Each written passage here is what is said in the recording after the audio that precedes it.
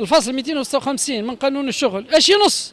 اللي مقاطعة الامتحانات مصنفة انها ممنوعة وينجر عليها العقوبة بالسجن تصل حتى عامين.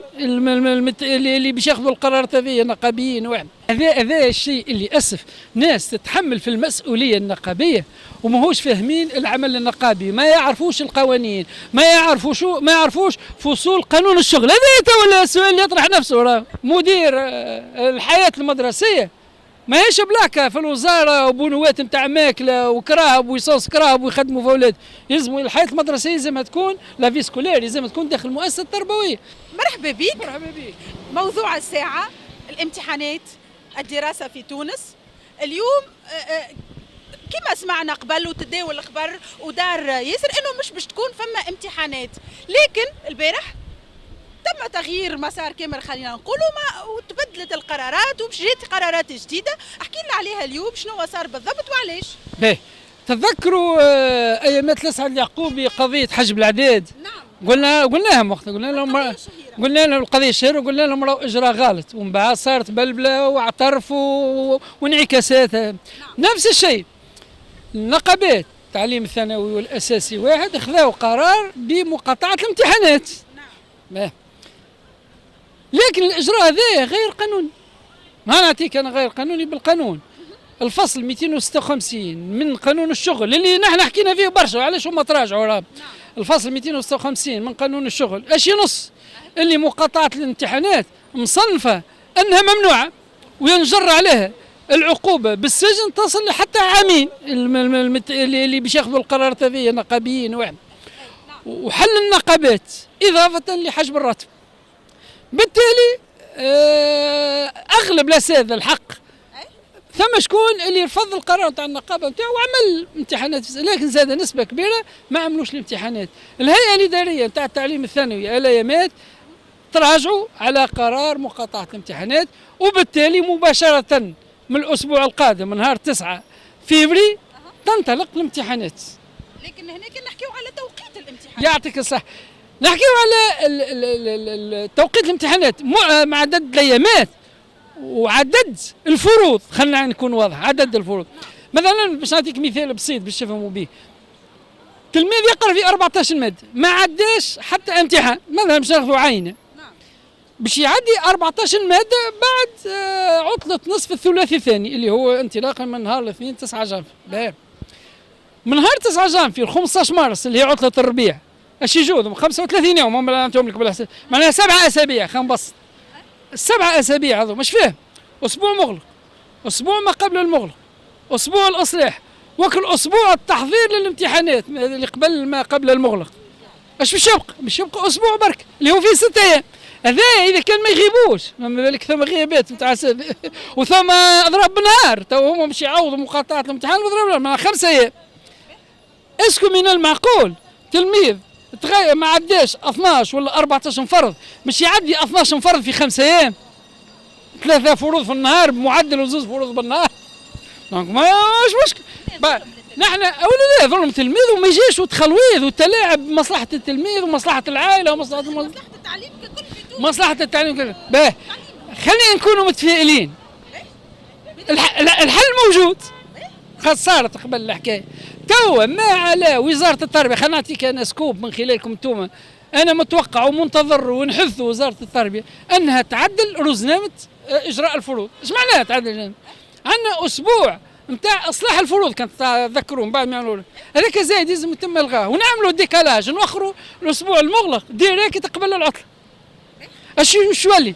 فكر ال5 اسابيع باش يولي اسبوع مغلق، اسبوع ما قبل المغلق، ويبقوا 3 اسابيع. ايش معناها؟ مباشره بعد العطله الاساتذه يعطيوا التواريخ للتلامذه يبقوا 2 اسابيع تقريبا 12 يوم امكانيه باش نعملوا الامتحانات على القليله 8 نهارين 3 فيهم 2 فروض. دونك هذا الحل الوحيد باش نخرجوا من المأزق.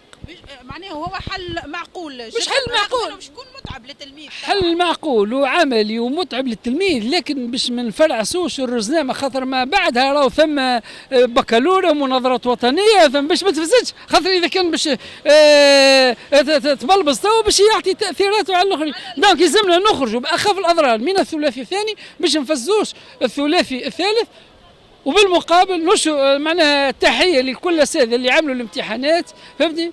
ومع الاسف الشديد الله يهدي النقابات اللي تتلاعب بمصالح التلاميذ. هنا سؤالي، احنا حكينا على تنجم تكون فما فيها حجب الشهريت وفما سنتين سجن، النقابيين هنا ما يعرفوش القانون هذايا. هذا الشيء اللي اسف ناس تتحمل في المسؤوليه النقابيه وماهوش فاهمين العمل النقابي، ما يعرفوش القوانين، ما يعرفوش فصول قانون الشغل. هذا تو السؤال اللي يطرح نفسه راه. دونك نحن ديجا اسمع راهو عامله بلبله حتى في صفوفهم النقابيين، ورانا نحكيك مش في التعليم بركه، في القطاعات الكل للاسف. وفي علاقه بالمناوره اللي عاملها المكتب التنفيذي وكل الاستقاله بتاع الطبوبي والمؤتمر في مارس، هذه كله في علاقه ببعضه. دونك توا آن الأوان مش كل واحد يتحط في الإطار نتاعو والمربع نتاعو، مصلحة التلامذة ومصلحة البلاد، أمن قومي يزينا بالتلاعب نتاع مصالح العباد والصغيرات. هنا ربما النقابات خلينا نقول بين ظفرين، يعني ان صح القول، انهم يتلاعبوا بمصلحه التلميذ وبالتعليم ككل في تونس، وهذا يضرب التعليم في تونس اللي هو نحسوه زاده استهتار نوعا ما بصغيراتنا، بقرايتهم، بمستقبلهم، بالتعليم ككل كما قلنا في تونس بالمؤسسه التعليميه. اسمع، هو التعليم تضرب من قبل، راهو التعليم مضروب عنده 20 و30 سنه من عهد بن علي، ال 25% نتاع البكالوريا، الكثافه نتاع البرامج، الضغط نتاع التلامذه، الزمن المدرسي الفاسد، تغول النقابات. اليوم راه وصلنا في كل قاعه اساتذه ركن نتاع نقابه هي اللي تصير، مديرين ضعاف، حسينوا من جميع ما. آن الأوان وعلى المجلس الأعلى للتربية اللي بعثه السيد رئيس الجمهورية باش يلعب أدواره، مجلس النواب يلزم نعملوا ثورة تشريعية باش ننقذوا المؤسسة التربوية، باش نخفوا الضغط المسلط على التلامذة في عدد الساعات وعدد معناها المواد. اليوم راهو التلميذ التونسي يعمل في 32 و33 ساعة، الدول المتقدمة ما يفوتش 22 ساعة. اليوم ما عندناش فضاءات داخل المؤسسة التربوية، مقابل ثم وزارات عندها الفضاءات تتبوم كما وزارة الثقافة، دور الثقافة برا شوفها فارغة تبوم، ما عندهاش شكون يجاه، دور الشباب والرياضة فارغة.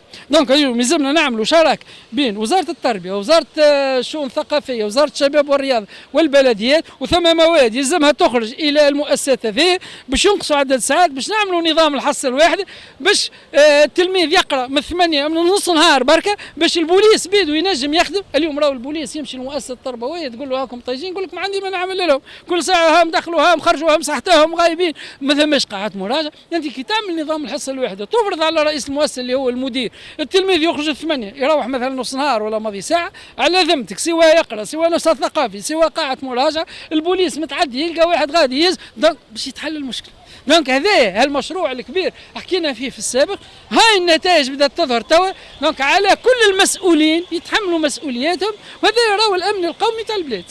تتطلب تكاتف المجهودات والجهود نتاع الناس الكل. نقفوا لتونس شويه للتعليم خاصه، لانه كما قلنا مهم جدا وقطاع مهم جدا جدا في البلاد. اليوم قعدنا باش نعملوا تبدا بخطى حثيثه هكا. اي وقتاش اليوم نجموا نوصلوا لنتيجه مرضيه ترضي الناس الكل؟ اليوم نلقاو صغيراتنا مأمنين يقراو، المؤسسات التربويه تخدم، ما فماش حتى تهديد على حياه صغيراتنا، الامن موجود اليوم في المؤسسات التربويه، الاساتذه ايضا اليوم ترجع هيبه الاستاذ، لانه فما اساتذه يقول لك اليوم الاستاذ فقد هيبته، ما عادش كيما قبل. صحيح. شوف ريت المطره القويه اللي صارت، رئيس الجمهوريه يهبط ويتفقد واحد، ريش معتمد ولا والي يدور. نفس الشيء آن الأوان باش كل مسؤول في أي ميدان يقوم بواجبه. مثلا في المؤسسة التربوية آن الأوان باش كل مسؤول يقوم بإبداها من وزارة التربية. مدير الحياة المدرسية ما هيش بلاكة في الوزارة وبنوات نتاع ماكلة وكراهب ويصوص كراهب ويخدموا في أولاد. يلزموا الحياة المدرسية يلزمها تكون لافي سكولير، يلزمها تكون داخل المؤسسة التربوية. التلامذة يلزمهم ما يتعاطوش المخدرات، يلزمك تفعل له قاعة المراجعة، يلزمك ترجع الأنشطة الثقافية، يلزم المجتمع المدني ينفتح على المؤسسة التربوية. هذا الكل يلزم يكون موجود. مش معقول اليوم معناها المؤسسات التربوية في واد والمسؤولين على التربية في واد.